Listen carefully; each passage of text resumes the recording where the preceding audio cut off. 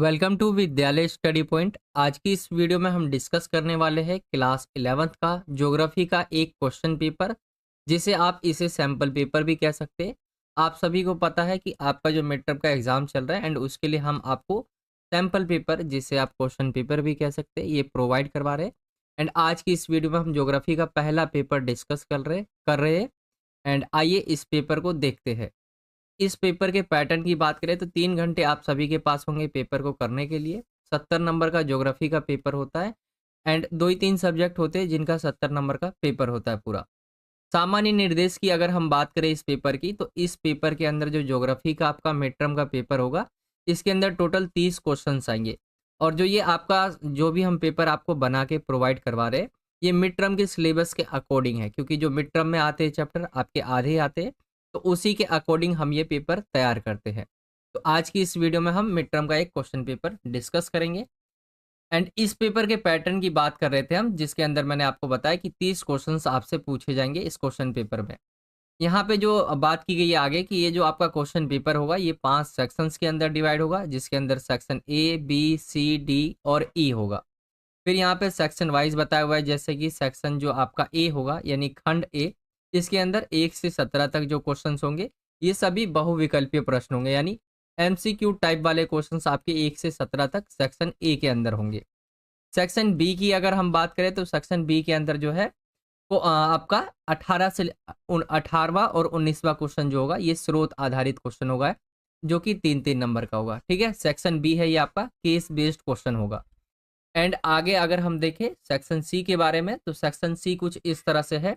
Section C के अंदर जो क्वेश्चंस होंगे, ये 20 से लेकर 23 तक क्वेश्चंस होंगे, जो कि 3-3 नंबर वाले होंगे सेक्शन सी में। ये सेक्शन सी हो जाएगा आपका। सेक्शन डी के अंदर जो क्वेश्चंस पूछे जाएंगे आप सभी से, वो 5-5 नंबर वाले होंगे, जो कि क्वेश्चन नंबर 24 से 28 तक होंगे, और ये 5-5 नंबर के होंगे। तो जो लास्ट सेक्शन होगा सेक्शन ई, इसके अंदर जो है 29वां और 30वां जो क्वेश्चन होगा आपका, वो मानचित्र से पूछा जाएगा, जो कि 5 नंबर का यहाँ पे बताया गया है। तो ये आपके पूरे पेपर का पैटर्न है, यही मिड टर्म में आपका पेपर का पैटर्न होने वाला है। आई होप आप पैटर्न को अच्छे से समझ गए होंगे। एंड पेपर हम दोनों ही मीडियम में डिस्कस करते हैं, तो दोनों ही मीडियम में मैं आपको पेपर बताऊंगा। बाकी मैंने आपको एक ही मीडियम में, यहाँ पे हिंदी मीडियम में ही मैंने आपको इंस्ट्रक्शंस बताए, वैसे ही आप इंग्लिश मीडियम में कर लेना। जैसे कि 30 क्वेश्चन टोटल्स होंगे, 5 सेक्शंस के अंदर ये जो है डिवाइड होंगे। ठीक है, फिर 1 to 12 आर जो है 1 to 17 क्वेश्चन तक आपके एमसीक्यू टाइप क्वेश्चन होंगे। सेक्शन बी के अंदर 3 मार्क्स ईच क्वेश्चन रहेंगे, जो कि 18 से लेके 19 क्वेश्चन तक होगा। क्वेश्चन नंबर 20 से लेकर 23 तक जो आपका 3 मार्क्स ईच क्वेश्चन रहेगा। ये सब इंग्लिश मीडियम में वैसे ही कर लेना। ठीक है, चलिए हम आगे की तरफ चलते हैं और डिस्कस करते हैं पेपर को। आई होप आप पैटर्न समझ गए होंगे। एंड वीडियो में आगे बढ़ने से पहले अगर आपका कोई भी डाउट रह जाता है, तो आप मुझसे इंस्टाग्राम पे पूछ सकते हैं, कृष्णा साहनी 08 करके, ये मेरी इंस्टाग्राम आईडी है। कोई भी डाउट होता है तो आप मुझसे यहाँ पे पूछ सकते हैं। मैं लिंक आपको डिस्क्रिप्शन में दे दूंगा अपनी इंस्टाग्राम आईडी का, वहां से आप मुझसे कनेक्ट कर सकते हैं। जिन बच्चों ने क्लास 11th का हमारा टेलीग्राम चैनल है ज्वाइन नहीं किया है, तो ज्वाइन कर सकते हैं। VSP क्लास 11th ग्रुप इस नाम से हमारा टेलीग्राम पे चैनल है। अगर आप ज्वाइन होना चाहते हैं तो वहाँ सर्च करें VSP क्लास 11th ग्रुप, आपको वो चैनल वहाँ पे मिल जाएगा। ठीक है, जो भी इंपॉर्टेंट्स अपडेट्स रहती है क्लास 11 से रिलेटेड, वो हम यहाँ पे प्रोवाइड करवाते रहते हैं। आइए मैं आपको एक बार डेट शीट दिखा देता हूँ। ज्योग्राफी का जो आपका पेपर है वो है 3 तारीख को, 3 अक्टूबर को पेपर होने वाला है ज्योग्राफी का। एंड इससे पहले जो है आपके इंग्लिश कोर का और होम साइंस का हो चुका है।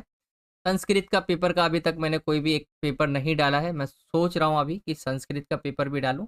तो चलिए देखता हूँ मैं बच्चों के रिस्पॉन्स क्या रहते हैं, क्योंकि कमेंट आए नहीं है, बहुत कम बच्चों के आए, 1 ही 2 बच्चों के आए हैं। तो मुझे आप कमेंट सेक्शन में बताएंगे तो मैं आपको ज़रूर प्रोवाइड करवा दूंगा। चलिए आइए पेपर की तरफ चलते हैं और डिस्कस करते हैं आगे के हम पेपर्स को, जो कि यहाँ से स्टार्ट हो जाता है आपका 1 से लेके 17 तक। आपके जो है सारे एमसीक्यू क्वेश्चंस होंगे एंड 1-1 नंबर वाले होंगे सर। आइए पहले क्वेश्चन की तरफ आते हैं। पहला क्वेश्चन आपका यहाँ से स्टार्ट हो जाता है, जिसमें क्वेश्चन पूछा गया है प्रादेशिक भूगोल की विभिन्न शाखाएं कौन सी नहीं है। प्रादेशिक भूगोल है, उसकी कई शाखाएं हैं, उसमें से आपको बताना है कि इनमें से कौन सा है जो उसकी शाखाओं में नहीं आता। प्रादेशिक भूगोल देखिए हम, उसकी कई शाखाएं हैं, जिसके अंदर क्षेत्रीय अध्ययन यानी ये भी आता है। इसमें समझिए आप ज्योग्राफी के बारे में पढ़ते हैं पूरा। एंड ज्योग्राफी भी 2 टाइप की, एक तो हम मानवीय पढ़ते हैं जो मानव की होती है, एंड एक पढ़ते हैं हम प्रकृति की। ठीक है, प्रकृति जैसे इसके अंदर अगर हम पढ़े जलवायु आ गया, ठीक है, यहाँ पे जलवायु आ गया, मौसम आ गया, ये सारी चीजें हम पढ़ते हैं क्षेत्रीय अध्ययन में। प्रादेशिक नियोजन, इसके अंदर हम जो प्लानिंग पढ़ते हैं, प्रादेशिक विकास हम इसके अंदर विकास पढ़ते हैं।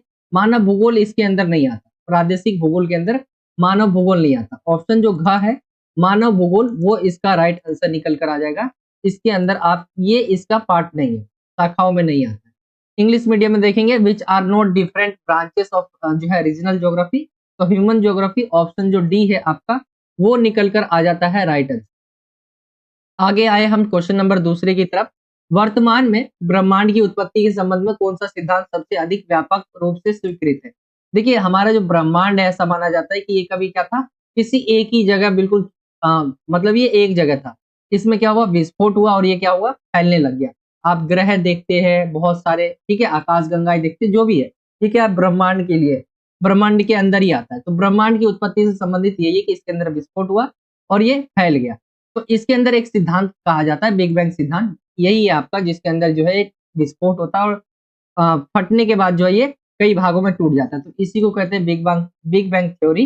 इंग्लिश मीडियम में अगर हम देखें इस क्वेश्चन को, विच theory regarding the origin of the universe is currently most जो है वाइडली एक्सेप्टेड, तो यहाँ पे आपका आ जाएगा big bang theory, option B, ये निकल कर राइट आंसर आ जाएगा। आगे आते हैं हम तीसरे क्वेश्चन की तरफ। तीसरा क्वेश्चन है पृथ्वी की आंतरिक संरचना को समझने में निम्न में से कौन सा प्रत्यक्ष स्रोत है? ध्यान देना, आपको प्रत्यक्ष पूछा गया है, इसके अप्रत्यक्ष स्रोत भी होते हैं और प्रत्यक्ष स्रोत भी होते हैं।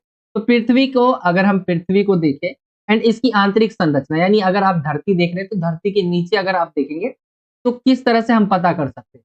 एक तो हम इसको जो है हम गड्ढा करके, यानी आप देखेंगे एक जगह भी है जहाँ पे क्या है बहुत ज्यादा ड्रिल की गई है, सबसे लंबा माना जाता है वो ड्रिल, शायद यूक्रेन के अंदर है या रसिया के अंदर कुछ ऐसी जगह है। तो हम क्या कर सकते हैं, प्रत्यक्ष अगर हम देखें, यानी हमें खुद जाकर पता करना है तो प्रत्यक्ष हो गया, यानी हमने खोद के पता किया है तो ये आ गया आपका प्रत्यक्ष के अंदर, इससे हम पता कर सकते हैं है क्या, यानी खनन से प्राप्त प्रमाण से हम पता कर सकते हैं। ऑप्शन का यही हो जाएगा प्रत्यक्ष स्रोत। अप्रत्यक्ष स्रोत के अंदर आपका उल्का पिंड आ जाता है, गुरुत्वाकर्षण आ जाता है, भूकंप संबंधी जो क्रियाएं होती है ये सब आ जाती है, जिससे हम पता कर सकते हैं ये अप्रत्यक्ष स्रोत रहते हैं, ये आपका अप्रत्यक्ष आ जाएगा। तो अप्रत्यक्ष भी पूछ ले तो आप यहाँ पे नोट डाउन कर लीजिए, यहाँ पे अप्रत्यक्ष बता देना है। बाकी प्रत्यक्ष के अंदर खनन जो होता है, खोदते हैं हम, उससे पता करते हैं, तो प्रत्यक्ष में आता है। विच of the following is a direct source of understanding the internal structure of the earth? तो यहाँ पे हम एविडेंस ऑब्टेन्ड फ्रॉम जो है माइनिंग, माइनिंग से जो एविडेंस जो है लेते हैं, वो आपका राइट आंसर ऑप्शन ए इसका आ जाएगा। क्वेश्चन नंबर 4 की तरफ आए तो क्वेश्चन नंबर 4 है आपका, निम्नलिखित में से किसने सबसे पहले जो है यूरोप, अफ्रीका व अमेरिका को क्या है एक साथ होने की संभावना व्यक्त की थी?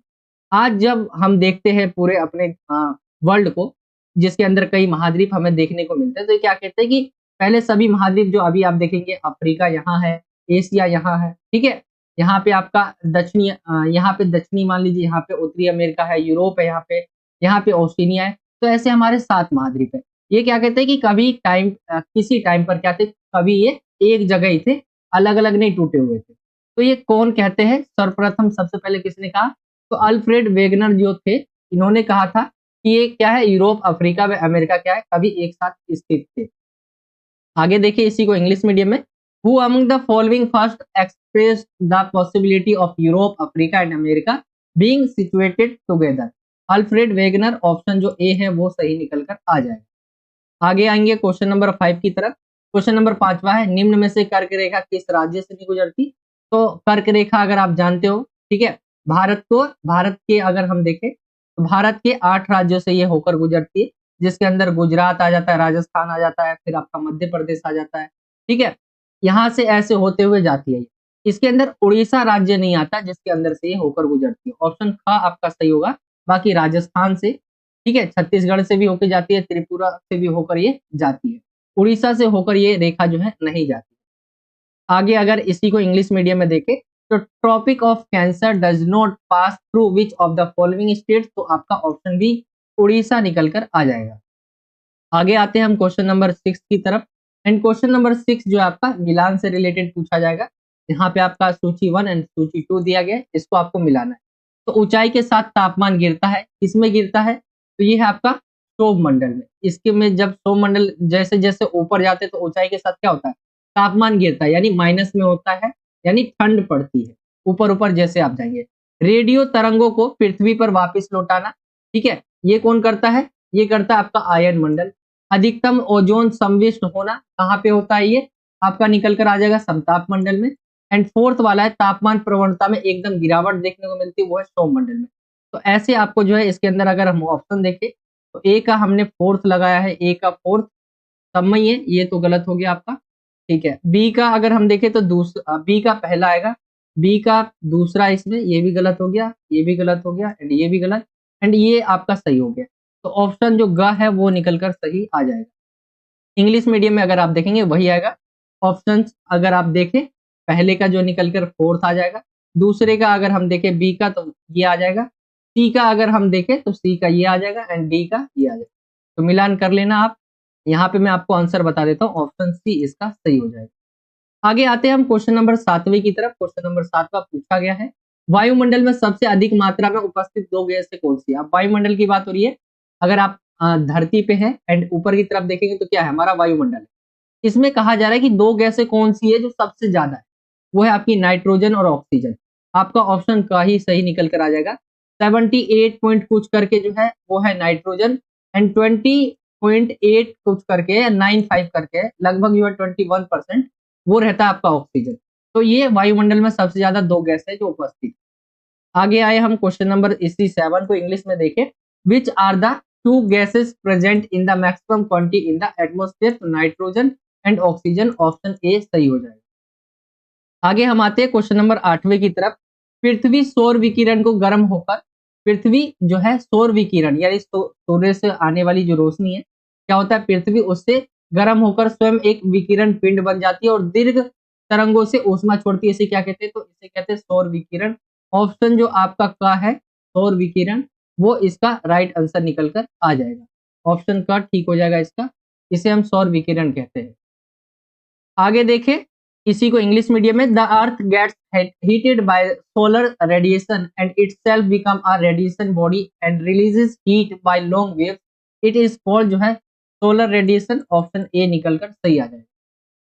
क्वेश्चन नंबर 12वें की तरफ आते हैं। क्वेश्चन नंबर 12वां है, स्थलीय ग्रहों का निर्माण किन तत्वों से होता है। तो अगर आप देखेंगे हम 9 ग्रह कहते हैं हमारे सौर मंडल में, अगर हम सूर्य को देखें एंड इसमें देखें अगर हम, तो हमारे 9 ग्रह कहे जाते हैं, ठीक है, 9 ग्रह मान लेते हैं हम, यहाँ 9 ग्रह है। एंड इसमें अगर आप देखेंगे तो कई ग्रह हमारे 9 में से ऐसे हैं जो जिसके ऊपर आप धरती जैसा जमीन नहीं है वहां पे, जैसे हमारी पृथ्वी हो गई, इसके ऊपर आप चल रहे, लेकिन वहां क्या है, कई ग्रह ऐसे भी है जो गैस से बने हुए जिसके ऊपर लैंड नहीं किया जा सकता। तो यहाँ पे स्थलीय का मतलब क्या होता है, जहाँ पे स्थल हो, आप लैंड कर सको, जैसे मंगल है वहां पे लैंड कर सकते हैं हम, ठीक है। चांद को देख ले, चांद भले ही ग्रह में नहीं आता हो लेकिन स्थल में आता है, तो वहां पे भी आप पैर रख सकते हैं, ठीक है। ऐसे ही आपके और ग्रह है, शुक्र ग्रह हो गया आपका, जहाँ पे हम पैर रख सकते हैं, जमीन है। तो स्थलीय ग्रहों के निर्माण में सबसे बड़ा चीज क्या है, वो है चट्टान और धातु। अगर ये ग्रह स्थल रहेंगे कि जिस ग्रह पे स्थल है, चट्टान और धातु सबसे इंपॉर्टेंट चीज रहती है किसी का भी स्थल बनने में, ग्रह का स्थल बनने में। बाकी हमारे ऐसे भी ग्रह है जो बस गैस के बने हुए, आप उसके ऊपर जाकर लैंड नहीं कर सकते। तो ये आपका ऑप्शन जो का आएगा निकल कर सही आ जाएगा। चट्टान और धातु बहुत इंपॉर्टेंट रहते हैं स्थलीय ग्रह के निर्माण में। इंग्लिश मीडियम में देखिए, from which elements are the terrestrial planets form, जो है रॉक एंड मेटल, जो है ऑप्शन ए निकलकर सही आ जाएगा। क्वेश्चन नंबर 10वें की तरफ आते हैं। 10वां क्वेश्चन है, मानव के लिए वायुमंडल का सबसे महत्वपूर्ण घटक निम्न में से कौन सा है, जलवाष्प, धूलकण, नाइट्रोजन या ऑक्सीजन। देखिए मानव को जिंदा रहने के लिए सांस लेने की जरूरत पड़ती है, एंड उसके लिए सबसे ज्यादा जरूरी क्या है, वो है आपका ऑक्सीजन, ठीक है। और 2 ऑप्शन जो घ है वो सही निकल कर आ जाएगा। ऑक्सीजन सबसे जरूरी यही चीज है जो मानव को जीवित रखती है। आप उस टाइम के लिए आप खाना नहीं खाएंगे तो जी लेंगे, पानी नहीं पिएंगे तो भी जी लेंगे थोड़े समय के लिए, लेकिन ऑक्सीजन आपको जो है कुछ आप मिनटों में, सेकंडों में जो है आपकी मृत्यु हो सकती है। तो सबसे ज्यादा जरूरी क्या है, वो ऑक्सीजन। वैसे तो बहुत सारी चीजें जरूरी है, लेकिन सबसे ज्यादा जरूरी चीजों में आएगा आपका ऑक्सीजन। इंग्लिश मीडियम में इसी क्वेश्चन को देखिए, विच of the following is the most important जो है component of the atmosphere for human जो है बीइंग्स। तो आपका जो है ऑक्सीजन